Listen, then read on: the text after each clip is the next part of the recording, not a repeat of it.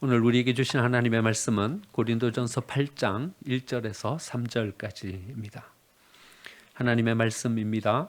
우상의 제물에 대하여는 우리가 다 지식이 있는 줄 아니 지식은 교만하게 하며 사랑은 덕을 세우나니 만일 누구든지 무엇을 아는 줄로 생각하면 아직도 마땅히 알 것을 알지 못하는 것이요 또 누구든지 하나님을 사랑하면 그 사람은 하나님도 알아주시느니라.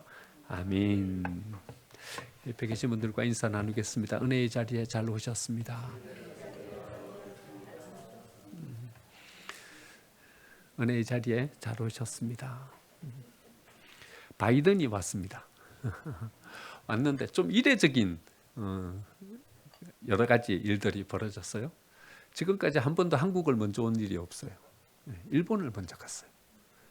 일본하고 우리나라하고 비교하면요, 비교가 안 됐어요. 일본을 항상 먼저 갔는데 이번에는 한국을 먼저 갔어요. 오면요, 미군 기지부터 먼저 갔어요. 왜냐하면 자국민이니까 그 사람들을 먼저 만나고 했는데 이번에는요, 삼성전자 반도체 공장을 먼저 갔어요. 좀 생각을 깨는 여러 가지 일들이 벌어졌어요. 왜 그럴까? 우리한테 뭔가가 있는 거예요, 이제. 그렇죠? 우리한테 뭔가가 있는 거예요. 세계의 미래를 좌우할 뭔가가 있는 거예요. LG 에너지 솔루션인가요? 배터리 공장 거기도 간다 그러죠. 예. 그러니까요, 세상에서의 관계는요, 아무것도 없으면요 팽당해요. 일본 먼저 가지 우리나라 먼저 안 와요. 더 기댈 만한 뭔가 기대할 것이 있는 나라 먼저 찾아가지. 여러분, 힘없는 약소국을 먼저 찾아오겠습니까? 근데 우리가 뭔가를 이렇게 가지고 서니까 우리는 먼저 찾아오는 거예요. 이제 앞으로 미래 시대에 반도체 이거 없으면 안 되거든요. 아주 중요한 어떤 자리매김이에요. 배터리 이거 없으면 안 되거든요. 아주 중요한 뭔가를 우리가 가지고 있는 거예요. 그러니까 우리하고 관계를 맺는 거예요. 여러분, 세상에서의 관계 맺으면 다 이래요. 뭔가를 가지고 있으면요, 찾아가서 관계를 맺으려고 하고 거기에서 뭔가가 이루어져요. 그런데 내게 아무것도 없으면요, 아무도 찾아오는 이가 없어요. 관계 맺기도 힘들어요. 세상이 삶을 살아가는 방법인 거죠. 그런데 하나님은요, 우리에게 또 다른 삶의 방법을 요청하고 계시는 거예요. 오늘 1절 말씀해 보면요, 지식은 교만하게 하며 사랑은 덕을 세운다. 세상 사람들이 살아가는 삶의 방법은 뭐냐 하면요, 이 지식으로 세상의 삶을 살아가는 거예요. 여기에서는 그냥 지식이라고 말하고 있어요. 그런데 이거는 좀 더 해석을 해보자면요, 그 당시에 가지고 있었던 헬라 철학이에요. 그 당시 사람들은 뭘로 세상을 살아갔냐 하면요, 철학으로 세상을 살아갔어요. 그 당시가요, 철학이 한참 융성했던 그런 시기였어요. 철학적 지식이 있냐 없냐, 그걸 가지고 그 사람의 어떤 수준을 평가했어요. 그 사람이 얼마만큼 이런 지식을 가지고 있는가, 거기에 따라서 삶의 어떤 자리매김이 됐어요. 그러니까 뭘로 세상을 살아갔냐 하면요, 이 철학적 지식으로 세상을 살아간 거예요.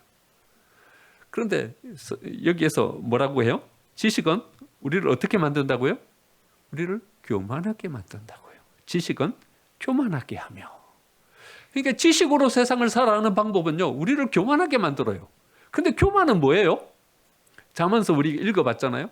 교만은 뭐예요? 넘어짐의 합작이에요. 교만하면요, 우리는 넘어져요. 우리가 서는데 말이죠, 지식으로 우리가 좀 뭔가를 가지게 됐는데 말이죠, 이것은 우리를 교만하게 만들어서 우리로 하여금 넘어지게 만드는 거죠. 여러분, 이 지식이라는 것을 좀 더 확장해서 우리에게까지 이렇게 적용을 해보면요, 그 당시에는 지식이었어요. 우리에게는 뭐겠어요? 지금 여러분, 우리는 뭘로 살아가죠?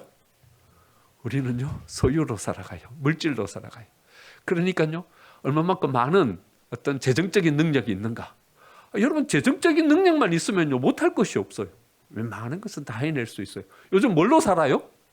재정의 힘으로 살아요. 요즘 그 장관들 임명되고 이렇게 임명되는 거 보면서 좀 약간 속상한 게 있어요. 뭔가 하면요, 우리 아이들은 무능한 아빠를 만나가지고 대학도 못 들어가고 어렵게 되나 보다, 이런 생각이 들어요. 이게 힘만 있으면요, 권력만 있으면 또 뭐든지 되는 그런 시대를 살아가고 있어요. 요즘 뭘로 세상을 살아가냐 하면요, 권력으로 세상을 살아가요. 힘으로 세상을 살아가요. 그러니까 그 당시에는 지식이었어요. 근데 지금은요, 재력이에요. 지금은요, 권력이에요. 힘이에요. 이런 걸로 세상을 살아간단 말이죠. 그런데 이런 것은 뭐라고요? 우리를 교만하게 만든다고요. 우리로 하여금 넘어지게 만든다고요. 좀 권력을 가지고 선 것 같아요? 근데 다 넘어지잖아요. 그렇죠? 넘어지잖아요. 좀 돈을 가지고 선 것 같아요. 근데 넘어지잖아요. 우리를 교만하게 만들어요. 그래서 우리가 넘어지는 거예요. 근데 하나님은요, 우리에게 삶을 살아가는 또 다른 한 방법을 말씀하고 계셔요. 뭐예요? 지식은 교만하게 하며 뭘로 세상을 살아가는 방법이 있다고요? 사랑으로 세상을 살아가는 방법이 있다는 것입니다. 여러분, 사랑으로 세상을 살아가야 돼요. 사랑으로 세상을 살면요, 그 공동체가 복되게 만들어지는 거예요. 여러분, 우리 가정이요, 참 복된 공동체예요. 그렇죠? 어디에 비교해도 이 가정만한 공동체를 찾을 수가 없어요. 세상에서 힘들면요, 집으로 가서 위로 얻고요. 세상에서 지치면요, 집으로 가서 쉼을 얻고 회복해요. 그러니까요, 가정은요, 다른 곳이랑 다르게 여기에서 뭔가 쉼을 얻고 회복하고 거기에서 꿈꾸고 이런 공동체예요. 근데 여러분, 이 가정이라는 공동체와 밖에 있는 공동체가 다른 게 뭘까요? 왜 가정은 이렇게 특별할까요? 사랑으로 세워지기 때문에 그래요. 여러분, 다른 밖에 있는 공동체는요, 다 지식으로 세워져요. 이권을 위해서요, 더 큰 권력을 가지기 위해서요. 그러니까 성경 여기에서 말하는 이 지식으로 세워지는 공동체예요. 근데 가정은요, 지식으로 세워지는 공동체가 아니라 사랑으로 세워지는 공동체인 거예요. 그래서요, 이 가정 속에서 우리는 쉼을 얻고 회복을 얻을 수 있게 된다는 거죠. 우리가 가진 삶의 경험, 우리가 가진 지식, 우리가 가진 재력, 이걸로 우리는 우리의 삶을 살아가는 줄 알아요. 그런데요, 성경은 그것으로 세상의 삶을 살아가는 것이 아니라 사랑으로 세상의 삶은 더 복되게 살아질 수 있다. 이렇게 우리에게 말씀해 주고 계십니다. 여러분, 그럼 누구를 사랑해야 돼요? 누구를 사랑해야 돼요? 여러분, 첫 번째는요, 누구를 사랑해야 되냐 하면요, 나를 사랑해야 돼요. 자기를 사랑해야 돼요. 여러분, 자기를 사랑하지 못하는 사람은요, 남도 사랑할 수 없어요. 자기의 자리가 분명하지 못하면요, 다른 사람을 사랑하는 데 있어서 한계가 뚜렷해요. 여러분, 누굴 잡아주려면 자기 디딤발이 든든해야죠. 그래야 누굴 잡아주죠. 자기가 흔들하고 있는데 누굴 이렇게 세워줘요? 여러분, 우리가 든든하게 딱 자리매김하고 서야 누군가를 이렇게 세워줄 수 있는 것이고요. 우리가 분명한 중심을 가지고 서야 다른 사람을 향한 어떤 기여를 기대할 수 있게 되는 것이죠. 그래서요, 우리는 누굴 먼저 발견하고 누굴 먼저 사랑해야 되냐 하면요, 자기를 먼저 발견해야 하고요, 자기를 먼저 사랑해야 합니다. 그런데요, 제일 발견하기 어려운 대상이 누군가 하면 자기 자신이에요. 여러분들을 아세요? 우리는 우리를 잘 몰라요. 우리 속담에 등잔 밑이 어둡다, 이런 속담이 있죠. 그 속담이 참 의미가 깊은 말이에요. 그렇죠? 우리는 가까이에 있는 대상을 잘 몰라요. 더 가까이에 있는 자기 자신, 이 잘 모르는 거예요. 여러분, 철학자 이야기에서 좀 죄송하지만 아리스토텔레스가 우리 모두가 아는 중요한 말을 했어요. 뭐라 그랬어요? 너 자신을 알라, 이랬어요. 근데 우리는 이걸 약간 비꼬는 투로 그래 이야기를 해요. 그런데요, 아리스토텔레스가 이야기할 때는 이제 그런 의미로 이야기한 게 아니에요. 아리스토텔레스가 이야기한 철학의 가장 중요한 포인트가 뭐냐면 행복이거든요. 여러분, 아리스토텔레스 하면 행복이에요. 그의 철학의 모든 철학의 목적이 행복이에요. 근데 이 행복을 찾기 위해서 뭘 해야 되냐? 자기 자신을 발견해야 된다. 그래요. 우리를 알아야 된다는 거예요. 자기 자신을 모르고 우리는 절대 행복해질 수가 없다는 거예요. 나를 알 때 비로소 우리는 행복해질 수 있고요. 나를 사랑할 때 비로소 우리는 행복해질 수 있는 거예요. 여러분, 야곱이 축복을 받으러 이삭에게로 들어가요. 여러분, 이 성경을 우리 한번 찾아보면 좋겠어요. 여러분, 창세기 27장 한번 찾아보시겠습니까? 여러분, 귀찮게 해드리는 것 같아서 성경 잘 안 찾는데요. 이 성경을 한번 찾아보면 좋겠어요.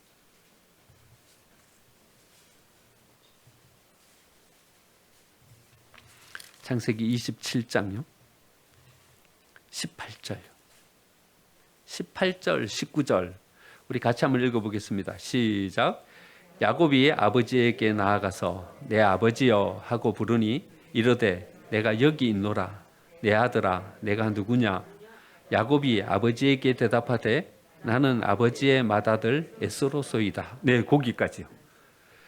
이 야곱이 그 형이 축복받으려고 했던 축복을 가로채기 위해서 아버지에게로 들어가죠. 들어갈 때 아버지가 질문을 해요. 18절 마지막에 보면 뭐라고 질문해요?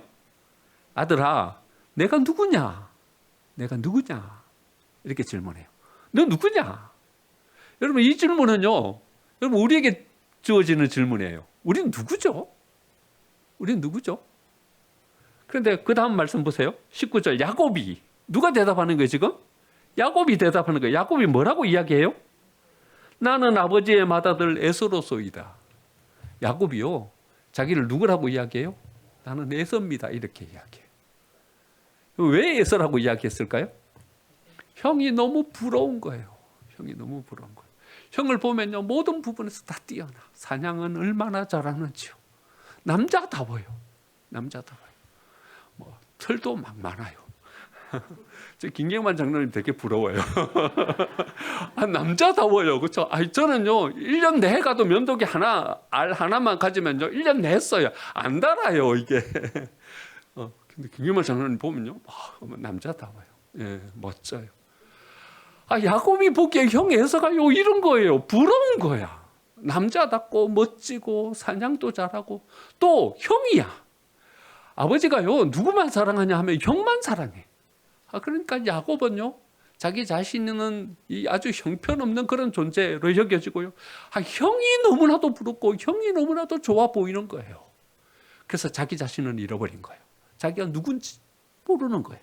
누구냐 물었더니 야곱입니다. 당당하게 대답하지 못하고 누구라고 대답하냐 하면요, 나는 아버지의 맏아들 에서입니다. 이렇게 대답하는 거예요. 여러분, 야곱은 장점이 없어요? 잘하는 게 없어요?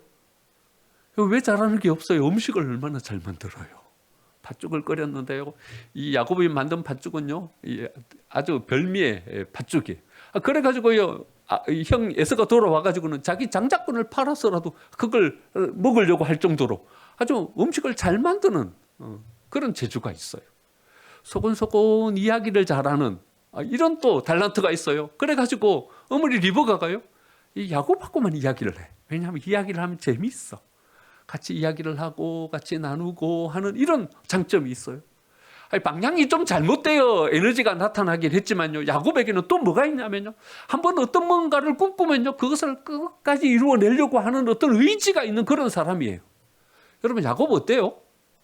괜찮은 사람인 거죠. 그 나름대로 훌륭하죠.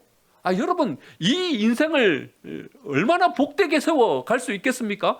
그에게 허락해 준 그의 달란트, 그의 소양을 가지고요, 너무나도 멋지고 너무나도 훌륭한 삶을 살아낼 수 있을 그런 존재였어요.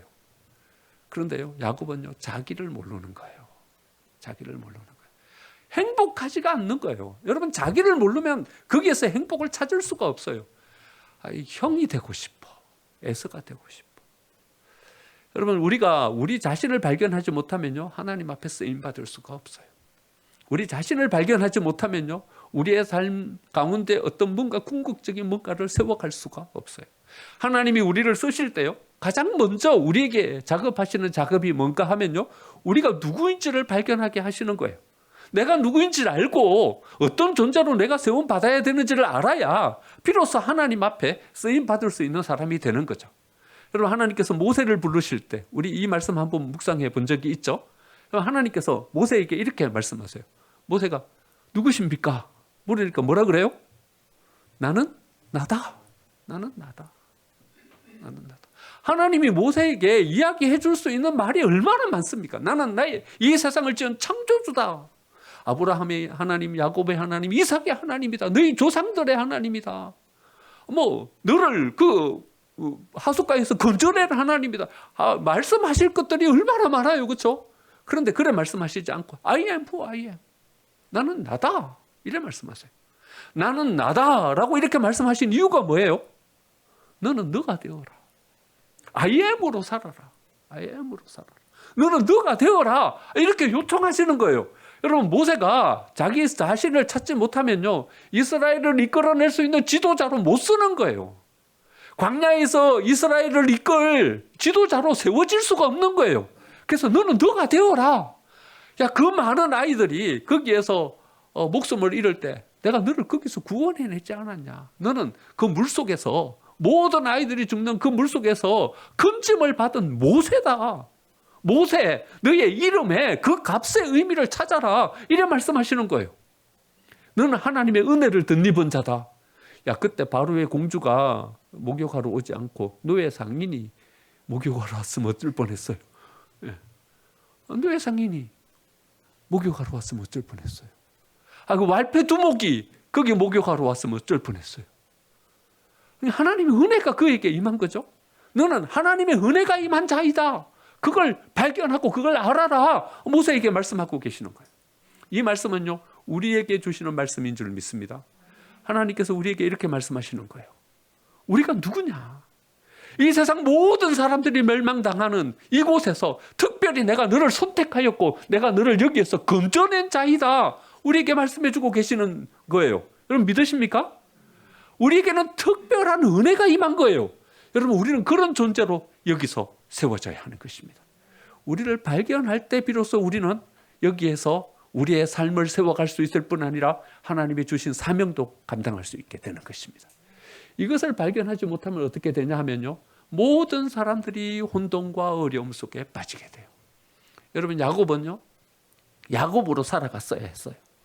근데 자기가 야곱으로 살아가지 않고 에서로 살아가려고 하니까는요, 모든 사람들이 어려움 가운데 빠지게 되는 거예요.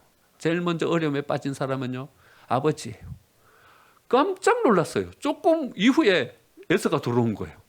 아니 축복 다 해줬는데 에서가 이제 짐승을 잡아가지고 요리를 해가지고 들어온 거예요. 아버지가 멘붕에 빠졌죠. 그 다음 누가 어려움에 빠졌어요? 에서가 어려움에 빠진 거예요. 아니 동생이 축복을 가로챈 거예요. 아버지도 당황해서 어쩔 줄 모르고 에서도 이게 도대체 무슨 일인가 싶고요. 에서가 분노가 이만큼 올라온 거예요. 그래가지고 야곱을 죽이려고 하는 거예요. 그러자 또 누가 당황하게 돼요? 어머니 리브카가 막 어쩔 줄 몰라 하는 거예요. 어머니 리브카가 뭐라고 말하냐면요, 창세기 27장 45절에 어찌 하루에 너희 둘을 잃으랴. 여러분 얼마나 당황스러웠는지 그 마음이 고스란히 여기서 포함되지 않습니까? 어찌 하루에 너희 둘을 잃으랴. 여러분 자기 자신으로 쓰지 못하면 자기 자신뿐만 아니라 주위에 있는 모든 사람들을 어렵게 만들어버려요. 그러니까 우리는요, 우리를 발견하고 우리를 사랑하는 사람으로 쓸 때 비로소 이 세상 가운데 어떤 기여를 하고 어떤 일을 감당해낼 수 있는 사람으로 쓰게 되는 것입니다. 여러분들은 여러분 자신으로 쓰고 계십니까? 주위에 있는 사람들이 요구하는 요구 때문에 여러분들 혹시 여러분들을 잃어버리고 있지는 않으십니까? 화려하지 않아도 괜찮습니다. 멋지지 않아도 뛰어나지 않아도 괜찮습니다.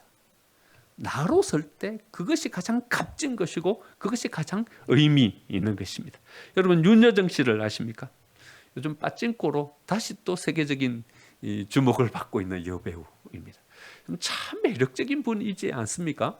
윤여정 씨의 팬이 되었어요. 제가 오스카상을 받을 때 그에게 뭐 유명한 메이커의 어떤 드레스들을 막 그에게 기정했어요. 한 번만 입어달라고, 한 번만 입어달라고. 그런데 다 뿌리치고요, 나는 공주가 아니다 이러면서, 여러분 기억하십니까? 드레스 입고 거기 위에 항공잠바 입고 나온 거 기억하십니까? 여러분 47년생 할머니로 산 거예요. 20대의 공주로 산 것이 아니라 47년생 할머니로 자기를 떳떳하게 세우는 거예요. 그러니까 윤여정 씨가 매력적인 거예요. 여러분 47년생 할머니가 20대 공주처럼 자기를 꾸미려고 하고 나를 왜 20대 여배우처럼 대우해 주지 않느냐고 그렇게 요청하면요, 여러분 그 뭔 매력이 있겠습니까? 쭈글쭈글 주름살이 있는 할머니가 여러분 20대 여배우처럼 자기를 대우해 달라 그러면 여러분 그거 좀 꼴불견이지 않겠습니까? 그런데 당당한 할머니로 서는 거예요. 너무나도 멋지지 않습니까? 여러분 자기로 써야 돼요. 자기로 써야 돼요. 가끔요 여기 이렇게 다니다 보면요, 여중생들이 뭐 무리 지어서 이렇게 모여 있는 모습들을 조금 보게 돼요. 근데 보니까는요, 뭐 얼굴이 요상스러워요. 막 얼굴 얼마나 진하게 화장을 했는지 화장을 하고요, 립스틱은 빨간색으로 막 그래 칠해가지고 그래 요래 모여 있어요. 하면 보니까 거기서 뭔 짓을 하긴 하는 것 같은데 그냥 뭐 모른 척하고 지나가 버리죠. 여러분 이뻐요? 이뻐요? 안 이쁜지 자기들만 몰라. 안 이쁜지 자기들만 몰라. 왜 안 이뻐요? 왜 안 이뻐요? 10대가 20대처럼 하고 다니니까 안 이쁜 거예요. 예? 10대는 10대다워야 예쁜 거예요. 그렇죠? 여기 스터디 카페가 있어요. 가끔 새벽 예배에 오다 보면요, 한 여학생을 가끔 마주쳐요. 근데요, 헝클어진 머리에 이 가방에는 책들이 가득한 취준생인지 재수생인지는 잘 모르겠어요. 새벽 예배 올 때쯤 나가는 걸 보니까 꼬박 밤샌 거예요. 그러니까 얼굴은 깨째째 해가지고 헝클어진 머리에 내려와요. 내려오는데 보니까요, 그 모습이 너무나도 멋진 거예요. 그렇지 않아요? 거기서 뭔 소망이 보이고 뭔 희망이 보이는 거예요. 여러분 10대 후반 20대 초반의 모습은 이런 모습이 정말 멋지고 아름다운 모습이지 않습니까? 아니 20대 초반으로 살아야죠. 미래를 준비하면서 뭔가를 준비하는, 뭔가 소망이 가득한 이런 모습이 진짜 그네들이 가지는 아름다움인 거죠. 그 옆에 탁구장이 있죠. 오전에는요, 할머니들이 탁구를 치러 와요. 탁구를 치러 오는데요, 할머니들이 가끔 이제 왔다 갔다 하다가 마주치는데요, 어떨 때는 막 땀을 뻘뻘 흘리면서 머리는 희끗희끗 해갖고 어떤 보기에도 한 80대는 되어 보이시는데 이 운동을 해갖고 땀을 쭉 흘리면서 내려오시는 거예요.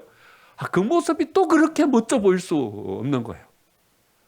여러분 어떤 모습이 멋진가 하면요, 우리 자기 자신의 모습을 찾고 그 속에서 아름다움을 발견하고 그 속에서 자기를 세워가려고 하는 이런 모습이 아름다운 거예요. 여러분 사랑으로 산다는 것은요, 여러분 어떤 추상적인 뭔가를 말하는 것이 아니라 자기를 발견하고요, 자기 속에서 그 사랑을 가지고 살아가는 것이 사랑으로 사는 것입니다. 자기를 발견하십시오. 그리고 자기를 사랑하십시오. 그 사랑으로 살 때 우리의 삶은 복되게 세워지게 되는 줄 믿습니다. 하나님께로 가면요, 자기 자신을 발견하고요, 또 하나 발견되는 게 있어요. 그것이 누구인가 하면 바로 이웃이에요. 여러분 우리는 신앙생활을 하면서요, 하나님을 만난다라고 할 때요, 이런 것으로 하나님을 만나는 것을 종종 오해하기도 해요. 물론 하나님을 만나면 이런 것들이 부수적으로 주어지기도 해요. 어떤 이 환상을 보는 거예요. 하나님을 만났는데 어떤 환상을 보면서 하나님을 만나는 거예요. 하나님을 만났습니까? 물으면 우리 제자 훈련할 때 그런 이제 질문을 자주 이야기를 합니다. 할 때 이런 이야기를 해요. 가슴이 뭉클해졌습니다. 그때 기도할 때 내 가슴이 막 뜨거워져 가지고 하나님을 만났습니다. 이런 고백을 자주 해요. 여러분 하나님이 우리에게 찾아오시면요, 이런 현상도 일어나요. 가슴이 뜨거워지고요, 환상도 보고요, 또 기도할 때 방언도 하고요, 초자연적인 어떤 그런 현상으로 하나님을 만나요. 그런데요 여러분, 하나님을 만날 때 우리에게 주어지는 예외 없는 모든 사람들에게서 발견되는 공통점이 있어요. 여러분 제가 지금 중요한 얘기를 여러분들에게 드리고 있는 겁니다. 여러분 하나님 만났는지 못 만났는지 여러분 가늠하실 수 있으십니다. 하나님을 만나면 여러분 뭐가 발견돼요? 자기 자신이 발견돼요. 자기 자신이 발견돼요. 여러분 하나님 만났는지 못 만났는지 그것을 뭘로 재요? 내가 방언을 하냐 못하냐 그걸로 재요? 그거는 별로 중요하지 않아요. 어떤 사람에게는 주어지고 어떤 사람에게는 안 주어져요. 가슴이 뜨거워지고 환상을 받는지 못 받는지 그것이 하나님 만났는지 안 만났는지 쟤는 중요한 지표예요. 그건요 어떤 사람에게는 주고 어떤 사람에게는 안 주어져요. 하나님을 만나 모든 사람들에게서 발견되는 중요한 한 가지 특징, 자기 자신이 발견되는 거예요. 두 번째 뭐예요? 이웃이 발견되는 거예요.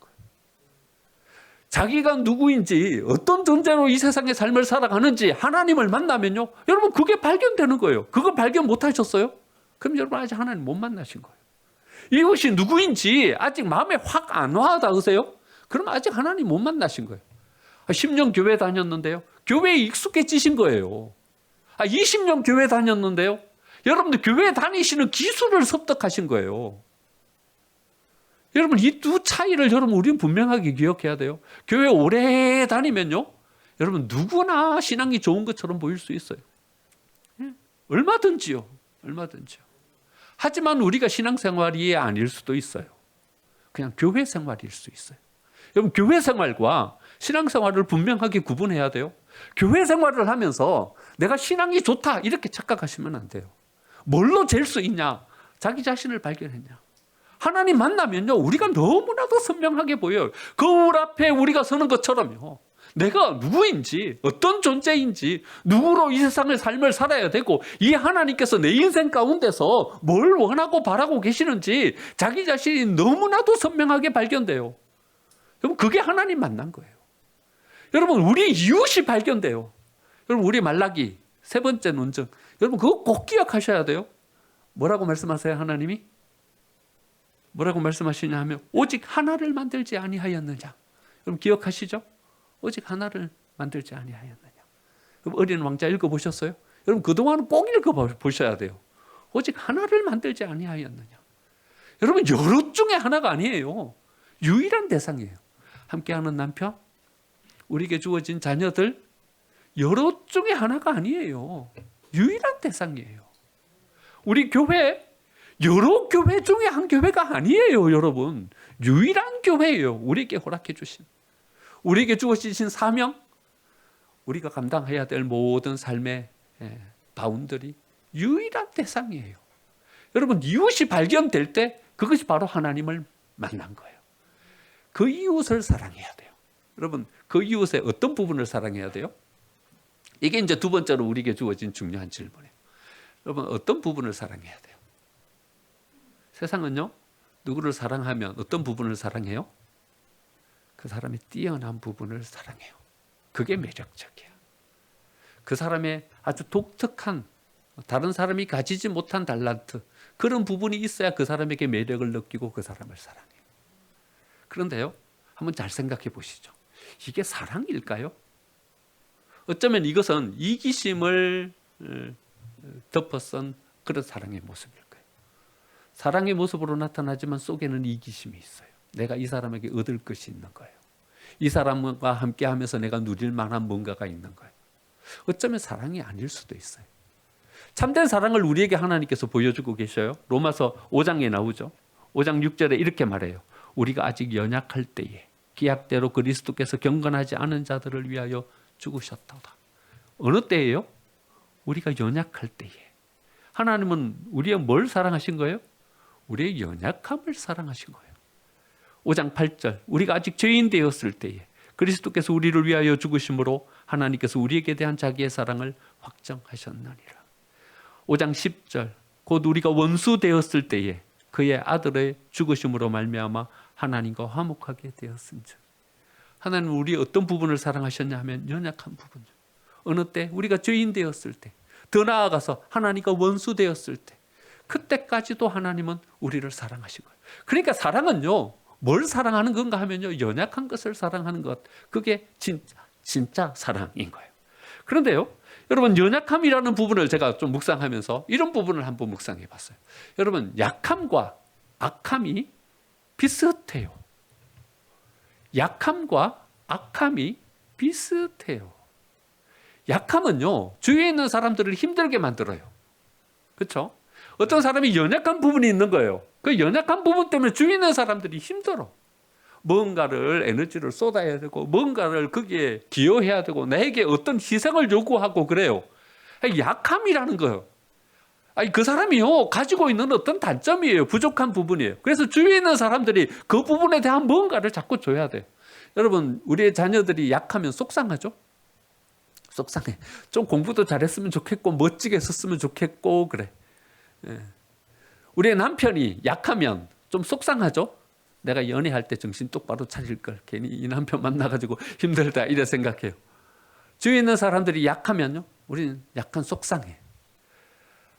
내게 어떤 뭔가를 요구하기 때문이죠. 희생을 요구하고 에너지를 요구하기 때문인 거죠. 그게 싫어요. 근데 약함을요, 우리는 이런 마음으로 대하면 안 돼요. 하나님은요, 그 약함을 우리로 하여금 사랑하라고 말씀하고 계셔요. 그런데 우리가 이 약함에 대한 이런 마음을 가지는 것은 악함과 비슷하기 때문에 약함을 이렇게 생각하는 거예요. 여러분, 악함도 비슷한 결과를 가져다 줘요. 그 사람이 악을 가지고 있어요. 악함을 가지고 내게 손상을 끼치고 악함을 가지고 내게 뭔가 피해를 줘요. 내 재산을 빼앗아 가버리고요. 내 건강을 빼앗아 가버리고 내 시간을 빼앗아 가버려요. 악해요.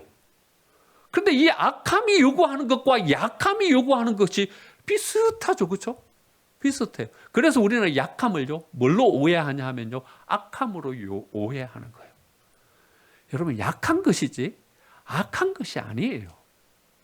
악한 것은 우리가 배제해야 되지만요, 약한 것은 끌어안아야 돼요. 우리의 몸은요, 약하게 되면요, 온 몸이 자기의 기능을 이렇게 내려놓아서 그 약함이 회복되도록 만들어요. 여러분, 감기 걸리면 어떻게 돼요? 감기 걸리면요, 몸에 힘이 없어져요. 여러분, 감기 걸리면 왜 몸에 힘이 없어져요? 왜 몸에 힘이 없어져요? 네. 모든 다른 이 육체적인 그 근육의 힘을 어디로 몰아주냐 하면요, 폐로 몰아주는 거예요. 어디로 몰아주냐 하면요, 백혈구가요, 바이러스를 잡아먹도록 힘을 몰아주는 거예요. 그래서요, 힘을 빼는 거예요. 다른 지체들이요. 힘이 없어요. 힘을 몰아주는 거예요. 힘이 빠지는 것이 아니라. 그쪽으로 에너지가 쭉 모이게 해주는 거예요. 거기에 에너지가 모여서 그 에너지가 바이러스를 이기고 감기를 이기게 만들어주는 거예요. 밥 먹고 나면 졸리시죠? 왜 졸려요? 왜 졸려요? 다른 모든 장기들이 피를요, 위로 장으로 몰아주는 거예요. 소화시키도록 몰아주는 거예요. 여기가 일이 많아. 막 지금 일을 해야 돼. 그러니까요, 다른 모든 에너지를 여기로 몰아주는 거예요. 그래가지고 여기에서 어떤 일을 해낼 수 있게 만들어주는 거예요. 여러분, 사랑이라는 것은 이런 것이죠. 어떤 약함을 보고 힘을 몰아주는 거예요. 약함을 보고 끌어안는 거예요. 그래서 그것이 회복될 수 있도록 만들어주는 거죠. 말씀을 맺겠습니다. 세상의 모든 빛들이라는 소설책이 있어요. 그 책은 나치 군사학교에 입교한 어떤 소년들이 거기에서 겪는 일상을 이렇게 기록한 책이에요. 어느 추운 겨울날 모든 학생들은 다 연병장에 모이라 방송이 나왔어요. 학생들이 이제 뭐 10대 중반, 뭐 후반 군사훈련을 받아갖고 이제 2차 대전 세계 그 군사로 징집돼갖고 나가야 될 학생들이에요. 연병장이 다 모이니까 저 구석에 말뚝이 하나 박혀 있는데 거기에 한 아이가 매여 있어요. 도망치려고 하다 붙잡힌 거예요. 그런데 어떤 체벌이 주어지냐 하면 이런 체벌이 주어지는 거예요. 큰 물동이를 여기다 갖다 놓고서는 학생들이 돌아가면서 물을 한 바가지씩 그 아이에다 뿌리는 거예요. 날씨가 얼마나 추운지 뿌리니까 그것이 막 금방 얼어버렸어요. 근데 프레드릭이라는 한 학생에게 바가지가 주어져요. 교관이 뒤에서 막 명령하는 거예요. 뿌려라. 근데 그 학생이요, 뿌리지 않고 바가지를 깨버리는 거예요. 사령관이 나왔어요. 교장이 나와갖고 뿌려라. 그랬더니 이 학생이 뿌리지 않고요, 물동이를 확 엎어버리는 거예요. 그리고 난 다음에 이 학생에게 가혹한 어떤 형벌이 또다시 주어지는 거예요. 모든 어떤 그 사역에서 배제돼 버리고요, 따돌림을 당해 버리고요.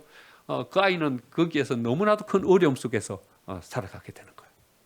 그런데 모든 빛들이라는 이 책에서요, 이 아이의 삶을 우리에게 이렇게 보여주면서 그 작가가 우리에게 보여주려고 하는 것이 있어요. 그것은 뭐냐 하면요, 세상을 살아가는 방법에 대한 이야기예요. 세상 사람들은요, 뭘로 세상을 살아가냐 하면요, 지식으로 세상을 살아가려고 해요. 여기에서 내가 어떻게 해야지 더 나은 삶의 자리에 자리매김할 수 있지? 지식으로 세상의 삶을 살아가려고 해요. 그런데요, 그렇게 살아가지 않는 사람들도 있다고요. 사랑으로, 그 아이를 향한 연민의 어떤 사랑으로 세상의 삶을 살아가는 방법도 있다고요. 그래서 이 책의 제목이 세상의 빛들이라는 거예요. 세상의 빛과 소금으로 하나님께서는 우리의 세상의 삶을 요구하시잖아요. 세상의 빛과 소금으로 서는 것은요, 우리가 사랑으로 세상의 삶을 살아가는 방법을 선택하는 것입니다. 나를 발견하는 것이고요, 이웃을 발견하는 것입니다. 사랑으로 교회를 세울 때 우리 교회가 복된 공동체가 될 줄 믿습니다. 오늘 우리 야외로 나가는데 우리 나가서 한번 이 사랑을 한번 실천해 봤으면 좋겠습니다. 그래서 우리 교회가 정말 하나님께서 기뻐하시는 공동체로, 우리 모두가 여기서 행복할 수 있는 공동체로 세워가는 저와 여러분의 귀한 사역이 되시기를 간절히 축원드립니다. 아멘.